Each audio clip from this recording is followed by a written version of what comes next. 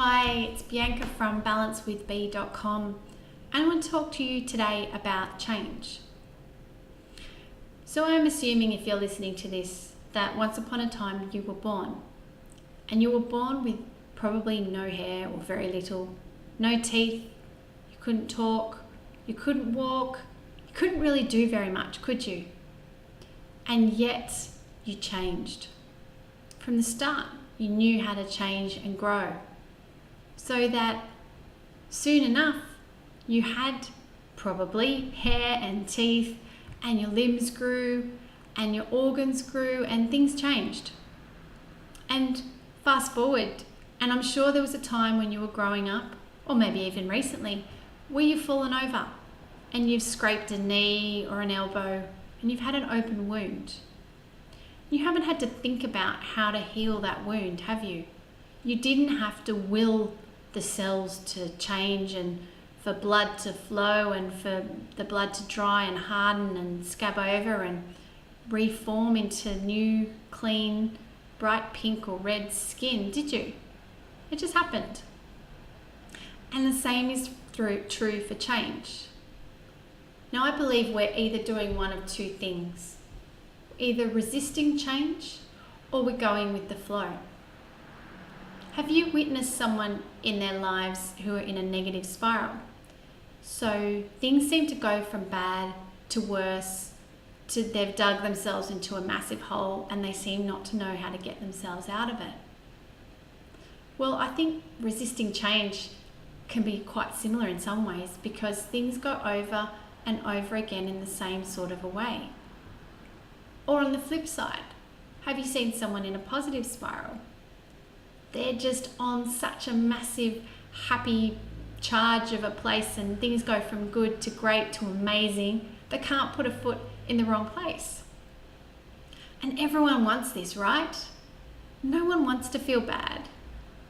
Feeling good is really the basis of what we all want. And would you agree that no matter their intentions in your life, nobody at all can be there for you 24/7. So be that your spouse or your partner, your parents, your children, no one has got the investment into change in your life that you do. You've probably heard the old saying, you can lead a horse to water, but you can't make it drink. Same's true for change.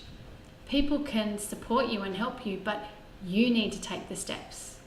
You need to be the one who is willing and able to make that change. So how do you go about bringing change into your life? Well, as I said before, it's kind of natural, but if you're creating the same thing over and over again, it might be useful to have some steps. So the first step, from my perspective, is to desire the change. You need to want to change. You need to have such high desire for the change that you can't live with the pain of continuing to do things the way that you have. So that's the first step. And the second step is awareness. So being aware of the times when you're being that thing you don't like, or you're doing that thing that you don't like, that you'd want to change, you become aware of it so that you catch yourself in the moment and think, oh, there's that thing again.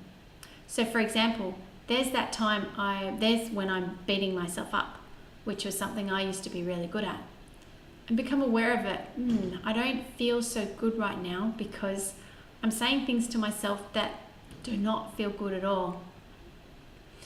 The third step in bringing about this change is to dispel the negative emotions. So if you're doing something or you're being something that you really don't like, generally you don't like it because it feels bad. So if you can dispel those negative emotions and take away that charge, you're going to feel so much better. And you could go and talk to a therapist or a counselor or a psychologist for a long time, months, years, to work through your problems. And fair play to them, that form of therapy certainly works. But for me, I'm so impatient, I'm not willing to spend that amount of time trying to bring about change. So I'd much prefer faster, more effective tools to dispel those emotions. And the fourth step, once you've dispelled those emotions, is to test it. So going back to whatever it is that you're doing or being that you don't like, if that sense of emotion, that negative emotion is still there, then you haven't really dispelled it, have you? So using the example of beating myself up, if I go to test it and I can't speak to myself nicely, or I can find any place where I can speak to myself in a not so nice way, then I haven't really dispelled that underlying unworthiness or lack of self-esteem. And the fifth step is to visualize yourself the way you want it. So if any of that negative emotion remains, this step will not work. But if you have dispelled the negative emotion, seeing yourself the way you want to be is going to feel great. It's going to be in line with the truth of your integrity. So for example, again, looking in the mirror and waking up and thinking, you know what? I'm a good person. I deserve to be loved. I am so worthy of being. So I've made it all sound easy, right?